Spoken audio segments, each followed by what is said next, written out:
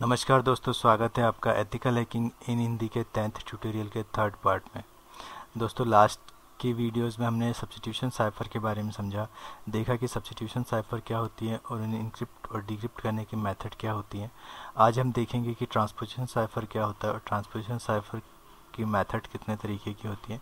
साथ ही साथ हम स्ट्रीम साइफर्स को भी देखेंगे और स्ट्रीम साइफर्स को भी समझेंगे कितनी तरीके की मेथड होती हैं। पर इस वीडियो को शुरू करने के पहले आपसे रिक्वेस्ट है कि अगर आपको एथिकल हैकिंग इन हिंदी के वीडियोस पसंद आ रहे हो तो प्लीज़ सब्सक्राइब करें, अपने कमेंट्स दें, इन वीडियोस को शेयर करें।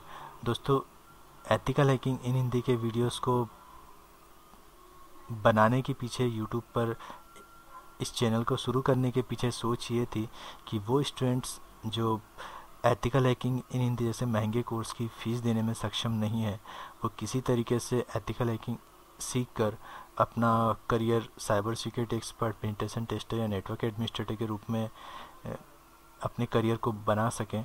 तो जब आप ये वीडियो शेयर करेंगे तो हो सकता है कोई एक स्टूडेंट जिसे इन वीडियोस के बारे में पता ना हो वो देखे और सीखे, उसका श्रेय आपको जाएगा। तो आइए शुरू करते हैं ट्रांसपोजिशन साइफर को। दोस्तों, आप यहाँ देख सकते हैं in transposition cipher the letter themselves are kept unchanged but their order. जो लेटर्स होते हैं वो चेंज नहीं होते हैं, उनके ऑर्डर चेंज होते हैं। जैसे आप यहाँ देख सकते हैं कि एग्जांपल से एक्सप्लेन किया हुआ है, hello my name is Alice, और इसे जब आप अरेंज करेंगे तो इनके लेटर्स के जो ऑर्डर है वो आप चेंज कर देंगे। ओ को पहले रख देंगे, डबल एल को बाद में, उसके बाद ई, उसके बाद एच। देन माय के साथ भी आप वैसा ही करेंगे, वाई पहले एम बाद में, फिर नेम में ई एम ए एन और इसका एस आई। इस तरीके से आप इसे अरेंज करेंगे। ये एक्चुअली इसका एक ड्रॉबैक ये है कि इट्स इजी टू क्रैक, पर ये एक ट्रांसपोजिशन साइफर की एक मेथड है, इसलिए हमने इसे समझा। और जब आप एक्चुअली जब स्पेस हटा दिया करते हैं तो ये बहुत मुश्किल हो जाता है। और जो आप एग्जांपल्स देखते हो काफ़ी छोटे छोटे मैसेज होते हैं, उनमें जब यही मैसेज बहुत बड़े होते हैं तो उस समय इन्हें डिक्रिप्ट करना बहुत मुश्किल हो जाता है। ट्रांसपोजिशन साइफर की एक और मेथड होती है जिसे हम कॉलमनर साइफर कहते हैं। आप यहाँ देख सकते हैं columnar cipher original message is arranged in a rectangle from left to right and top to bottom. आप देख सकते हैं जो भी आपका मैसेज होता है वो left to right and top to bottom arrange होता है। वो किस तरीके से होता है वो हम देखेंगे, पर इसके लिए सबसे पहले हमें कीवर्ड चाहिए होता है। जैसे यहाँ पर हमने कैट लिया हुआ है और जो मैसेज हमारा प्लेन टेक्स्ट में मैसेज है वो है द स्काई इज़ ब्लू। तो आप यहाँ देख सकते हैं कैट है, कैट को आप अरेंज करेंगे। आप सबसे पहले एक टेबल बनाएंगे, उस टेबल में आप अपने मैसेज को लिखेंगे। मैसेज को लिखने के पहले सबसे पहले आप अपने कीवर्ड को लिखेंगे, CAT, जो भी आपका कीवर्ड होगा। एक बात और ध्यान रखेंगे कि जितना बड़ा आपका कीवर्ड होगा उसी कीवर्ड के हिसाब से आपको अपने मैसेज को अरेंज करना है। कीवर्ड को लिखने के बाद आप उसकी न्यूमेरिकल वैल्यू, मतलब अल्फ़ाबेटिकल फॉर्म में वो कौन से नंबर पर अरेंज होता है वो लिखना है। जैसे A फर्स्ट नंबर पे आता है, C थर्ड नंबर पे, ABC थर्ड और T 20 नंबर पे आता है। ये लिखने के बाद आप यहाँ देख सकते हैं पहले लिखा है लेफ़्ट टू राइट अरेंज करना है, तो लेफ़्ट टू राइट लेंगे। जब THE तो आपने लिखा THE, SKY स्काई, SKY और ISB। यहाँ पर एक बात समझ लें आप कि IS ऐसा नहीं है कि इस लिखा तो आप सिर्फ इस लिखें और ब्लू को यहाँ लिखें। जितना बड़ा आपका कीवर्ड है उसी हिसाब से आपको अरेंज करना है। तो ISB यहाँ आएगा और बचे हुए 3 लेटर्स LUE वो यहाँ पर आ जाएंगे। अब आपको इसे इनक्रिप्टेड फॉर्म में लाने के लिए जो सबसे पहला आपका न्यूमेरिकल वैल्यू है 1, उस हिसाब से आप उसे जमाएंगे। 1 है तो HKSU, आप यहाँ देख सकते हैं HKSU, फिर TSIL थर्ड नंबर, TSIL और उसका 20 नंबर EYBE, बढ़ते हुए क्रम में इस तरीके से ले लेंगे। ये आपका मैसेज इनक्रिप्ट हो चुका है। जब आप यही कीवर्ड जिसे आप ये मैसेज भेज रहे हैं उसे भेज देंगे कि आपका कीवर्ड क्या है, तो इस इनक्रिप्टेड फॉर्म को वापस वो डिक्रिप्ट कर लेगा। आइए आगे देखते हैं। ट्रांसपोजिशन साइफर का एक और मेथड होता है जिसे चाइनीज़ साइफर्स कहते हैं। चाइनीज़ साइफर को अरेंज करने के लिए आपको अपने मैसेज को right to left, down and up column में जमाना है। और ये किस तरीके से होता है ये इसे समझने की कोशिश करते हैं। मान लीजिए आपका प्लेन टेक्स्ट मैसेज है द डॉग रैन फार, तो इस मैसेज को आप लिखेंगे, पर किस तरीके से लिखेंगे आप यहाँ देख सकते हैं। पहले राइट टू लेफ्ट, तो आप सबसे पहले लिखेंगे THE डॉग, फिर अप डाउन टू अप, तो आपने लिखा GOD गॉड, फिर लिखेंगे RAN और फिर FAR, पहले नीचे से ऊपर, पहले ऊपर से नीचे, फिर नीचे से ऊपर, फिर ऊपर से नीचे, फिर नीचे से ऊपर। इसके बाद आप इसे रॉ फॉर्म में लेकर अरेंज कर लेंगे, जैसे RRGT AAOH FND। इस तरीके से आपकी चाइनीज साइफर मेथड होती है, जिसमें आप अपने प्लेन टेक्स्ट मैसेज को इनक्रिप्टेड फॉर्म में ला सकते हैं। आइए आगे चलते हैं। ये बहुत ही इंपॉर्टेंट टॉपिक है, stream cipher. Stream cipher encryption stream encryption जो होता है, बहुत इंक्रिप्शन बहुत हाई लेवल का होता है। अगर आपको स्ट्रीम मेथड में जितनी स्ट्रीम इंक्रिप्शन में जितनी मेथड होती हैं, अगर आपको प्रॉपरली आती हैं, तो आप ये समझ लें कि इसे डिक्रिप्ट करना किसी के लिए भी लगभग नामुमकिन है। आइए समझते हैं। सबसे पहले देखते हैं स्ट्रीम इंक्रिप्शन होता क्या है। A stream encryption is encryption of each letter one by one. सारे लेटर्स को वन बाय वन इंक्रिप्ट किया जाता है एंड चेंज द इंक्रिप्शन की आफ्टर ईच लेटर, और हर लेटर के बाद इंक्रिप्शन की जो होती है उसे चेंज कर दिया जाता है। आइए स्ट्रीम इंक्रिप्शन की एक मेथड होती है वन टाइम पैड, इसे समझें कि इसे कैसे प्रैक्टिकली अप्लाई किया जाता है। पहले जान लेते हैं वन टाइम पैड क्या होता है। आप यहाँ देख सकते हैं in cryptography a one time pad is an encryption technique that can not be cracked if used correctly. अगर OTP को, वन टाइम पैड को आपको करेक्टली यूज़ करना आता हो, उसका सही मेथड आता हो यूज़ करने का, तो कोई भी उसे क्रैक्ड नहीं कर सकता। ये लगभग नामुमकिन हो जाता है। और वन टाइम पैड को वन टाइम पैड क्यों कहते हैं और इसे कैसे यूज़ करते हैं, आप यहाँ पे देख सकते हैं। To understand one time pad you need to have a key that has the same length of key as the message. आपको उतनी ही बड़ी की चाहिए होगी जितना बड़ा आपका मैसेज होगा। मान लीजिए आपके मैसेज की लेंथ 13 लेटर्स है, तो आपको की भी 13 लेटर की बनानी होगी। और सबसे बड़ी बात, the key is chosen from the random of string letters. की कोई इंग्लिश का कोई भी अल्फ़ाबेट, इंग्लिश का कोई भी वर्ड नहीं होगा, उसे आप रैंडमली स्ट्रिंग लेटर में करेंगे, टाइप करेंगे। और इसको आप पेन पर भी कर सकते हैं। पेन से इन द सेंस मतलब कागज़ पेपर और पेन से जस्ट आप जो भी लिखते जा रहे हैं उसका एक कार्बन कॉपी नीचे बनाकर रखें, ताकि जिसे सेंडर को सेंड कर रहे हैं वो, या फिर अगर आप नोटपैड पे कहीं इसे बनाते हैं तो सेम कॉपी करें, दोबारा ना लिखें, कॉपी पेस्ट करके रखें और उसे सेंड करें जिसे आप ये मैसेज भेजना चाहते हो। इसे वन टाइम पैड इसीलिए कहते हैं क्योंकि ये सिर्फ एक बार यूज़ होता है, उसके बाद दूसरी बार वो की यूज़ नहीं होती, इसलिए वन टाइम पैड कहते हैं। अगर आपको ये मेथड प्रॉपरली आती है तो कोई भी इसे डिक्रिप्ट नहीं कर पाएगा, ये लगभग इम्पॉसिबल होता है। इसे प्रैक्टिकली कैसे अप्लाई करते हैं आइए देखते हैं और समझते हैं।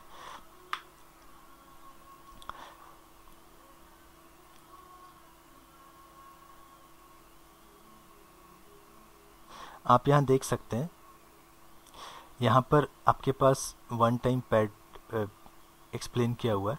ये रहा आपका one time pad. String keywords जो स्ट्रिंगली रैंडमली बनाए हुए हैं, इनका कोई किसी भी इंग्लिश वर्ड से कोई मैच नहीं है। आप देख सकते हैं BDUFGHWEI और बहुत सारी रैंडमली कीवर्ड्स यूज़ किए हुए, और इनका कहीं कोई वो नहीं है, किसी इंग्लिश वर्ड से कोई मैच नहीं है। तो जब भी आपका कोई मैसेज होगा तो आपको 6 रो में एक टेबल अरेंज करना है। कॉलम उतने लेने जितना बड़ा आपका मैसेज होगा, और ध्यान इस बात का रखना है कि जितना बड़ा आपका मैसेज है उतने ही वर्ड आपके OTP में होना चाहिए, मतलब वन टाइम पैड में होना चाहिए। और इसे आप एक ही बार यूज़ करेंगे, दोबारा नहीं। यूज़ करने के बाद आप इसे डिस्ट्रॉय कर देंगे, कोई इसे डिक्रिप्ट नहीं कर पाएगा। चलिए समझते हैं। यह हमारा मैसेज है मीट मी आउटसाइड। इसे सबसे पहले आप एक टेबल अरेंज करेंगे। टेबल में सबसे पहले प्लेन टेक्स्ट लिखेंगे, जो भी आपका मैसेज होगा वो लिखेंगे। उसके बाद उस मैसेज की न्यूमेरिकल वैल्यू लिखेंगे, प्लेन टेक्स्ट की जो भी होती है। तो यहाँ पर आप देख सकते हैं M stand for 12, E stand for 4। तो आपको यहाँ थोड़ा सा कन्फ्यूज़न हो रहा होगा कि E तो 5 लेटर होता है। एक्चुअली यहाँ पर A को 0 लिया गया है, A equals to 0, B equals to 1, C equals to 3, माफ़ कीजिएगा, C equals to 2 and D equals to 3 and E equals to 4। जब आप A को 0 लेंगे तो जो E है वो 5 में आकर 4 आएगा और M आएगा 12 पोजीशन पर। तो आइए इसे अरेंज करते हैं। सबसे पहले आपने लिख दिया आपका जो प्लेन टेक्स्ट मैसेज होगा, उसके बाद उसकी न्यूमेरिकल वैल्यू जो अल्फ़ाबेटिकली फॉर्म में आती है वो M 12 में आएगा। A को 0 मानकर चल रहे हैं, A 0, B 1 हिसाब से अरेंज किया हुआ है। तो M is equal to 12, E is equal to 4, E is equal to 4, T is equal to 19, M is equal to 12, E is equal to 4 and so on. इस तरीके से आप पूरा का पूरा टेबल अरेंज करेंगे।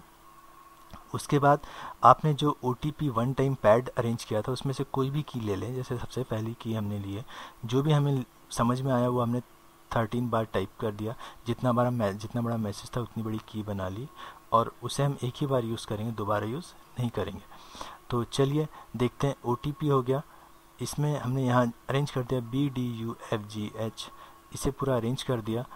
अब इसे अरेंज करने के बाद ये जो हमने OTP लिया है इसकी न्यूमेरिकल वैल्यू लेंगे। तो आपको पता है A equal to 0 and B equal to 1, तो B की वैल्यू 1 आ गई, D की 3, U की 20, F की 5, G की 6, H की 7, W की 22, E की 4, I की 8, U की 20, F की 5, G की 6 और W की 22। इन दोनों आपका प्लेन टेक्स्ट मैसेज और आपका OTP, इन दोनों की न्यूमेरिकल वैल्यू लेने के बाद उसके नीचे वाले रो में आपको इन दोनों वैल्यूज़ को टोटल करना है, प्लस करना है, ऐड करना है।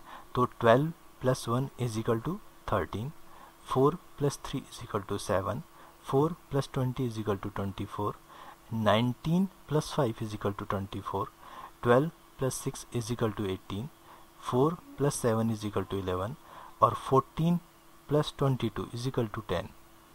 कन्फ्यूज्ड? एक्चुअली हमें पता है कि 26 लेटर होते हैं A से लेकर Z तक। तो हमें जहाँ भी 26 या 26 के ऊपर जाएगा तो हमें उसे 26 में से माइनस करना है। तो जैसे 14 + 22 इज इक्वल टू 36, 36 में से 26 माइनस किया तो ये हो गया 10। क्लियर? तो 10 लेने के बाद अगली वैल्यू लेते हैं 20 + 4 24, यहाँ पर 19 + 8, 19 + 8 प्लस करेंगे कितना हो जाएगा, 19 + 8 टोटल कीजिए, 26 में से माइनस कीजिए कितना हो जाएगा, 27 - 26 इज इक्वल टू 1। 18 + 20 12, वही 26 में से माइनस किया, 8 + 5 13, 3 + 6 9 और यहाँ पर आप देख सकते हैं 4 + 22 इज इक्वल टू 26। तो 26 - 26 इज इक्वल टू 0। अब इस न्यूमेरिकल वैल्यू को लेने के बाद इनकी अल्फ़ाबेटिकल वैल्यू इसी हिसाब से अरेंज करनी है। 13 stand for N, 7 stand for H, 24 stand for Y, 24 stand for Y, 18 stand for S, 11 stand for L, 10 stand for K and so on. जब इन सब को आप ले लेंगे तो ये जो आपका वैल्यू आया ये आपका इनक्रिप्टेड फॉर्म हो गया। तो अगर ये रैंडम की आप डिलीट कर देते हैं तो इसे डिक्रिप्ट करना नामुमकिन हो जाता है। अब जिसे आप ये मैसेज भेज रहे हैं वो इसे डिक्रिप्ट कैसे करेगा, आइए उसे देखते हैं। जो आपका डिक्रिप्ट मैसेज है, सबसे पहले जो आपका साइफर टेक्स्ट है जो आपने इनक्रिप्टेड फॉर्म में लाया था उसे आप पहले लिखेंगे, फिर आप अब उसकी न्यूमेरिकल वैल्यू लिखेंगे। यहाँ पर आपने लिखा N13 H7 Y24 Y24 S18 L11, इस तरीके से आपने इसे अरेंज कर दिया। फिर OTP जो आपने यूज़ किया था, OTP ध्यान रहे इसे यूज़ करने के बाद आप इस जो आपका OTP है वन टाइम पैड, इसे आप डिलीट कर दें ताकि कोई इसे डिक्रिप्ट ना कर सके, सिर्फ सेंडर और रिसीवर के पास होना चाहिए। इसके बाद आप अपने OTP की वैल्यू लिखेंगे। लिखने के बाद हमने पहले प्लस किया था, अब हम माइनस करेंगे। 13 - 1 12, 7 minus 3 is equal to 4, 24 minus 20 is equal to 4, 24 minus 5 is equal to 19, 18 minus 6 is equal to 12, 11 minus 7 is equal to 4, 20 minus 22 is equal to 14 and 24 minus 5 is equal to 20 और so on। और जब इन्हें आप लिख लें इन values को, तो इन्हें आप वापस अल्फ़ाबेटिकल फॉर्म में चेंज करें।